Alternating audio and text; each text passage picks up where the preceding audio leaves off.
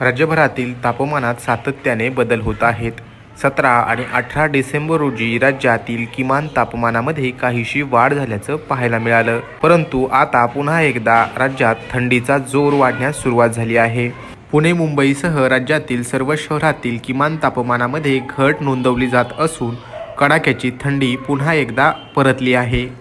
पाहुयात राज्यातील सर्व प्रमुख शहरांमध्ये हवामान तसेच तापमानाची स्थिती कशी असेल. मुंबईत मागील काही दिवस कमाल आणि किमान तापमानात वाढ झाल्याचं पाहायला मिळालं. तसेच वातावरण देखील दमट असल्याचं पाहायला मिळालं. आता मात्र मुंबईत देखील थंडीचा कडाका वाढण्यास सुरुवात झाली आहे. मुंबईतील कमाल तापमान 32 अंश सेल्सिअस तर किमान तापमान 16 अंश सेल्सिअस एवढं राहण्याची शक्यता भारतीय हवामानशास्त्र विभागाने वर्तवली आहे. पुण्यामध्ये मात्र मागील 3-4 दिवसांपासून थंडीचा कडाका कायम आहे.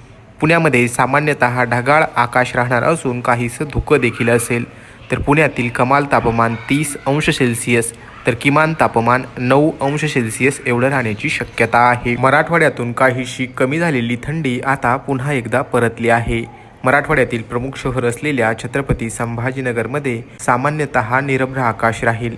तर कमाल तापमान 30 अंश सेल्सिअस तर किमान तापमान 12 अंश सेल्सिअस एवढं राहण्याची शक्यता आहे. उत्तर महाराष्ट्रात थंडीचा जोर कायम असल्याचं पाहायला मिळतंय. नाशिकमध्ये सामान्यतः निरभ्र आकाश राहणार आहे. तर नाशिकमधील कमाल तापमान 30 अंश सेल्सिअस तर किमान तापमान हे 11 अंश सेल्सिअस एवढं राहण्याची शक्यता भारतीय हवामानशास्त्र विभागाने वर्तवली आहे. राज्यातील इतर शहरांच्या तुलनेत विदर्भातील प्रमुख शहर असलेल्या नागपूरमध्ये थंडी कमी जाणवत असल्याचं पाहायला मिळतंय.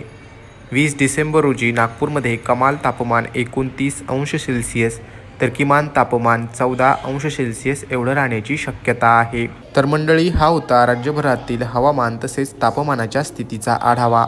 एकंदरीत मध्यंतरी काहीशी कमी झालेली थंडी पुन्हा एकदा परतली असून राज्यातील बहुतांश शहरांमध्ये किमान तापमानामध्ये घट झाल्याचं पाहायला मिळतंय. हवामानाचे अंदाज दररोज पाहण्यासाठी पाहत रहा लोकल 18 मराठी.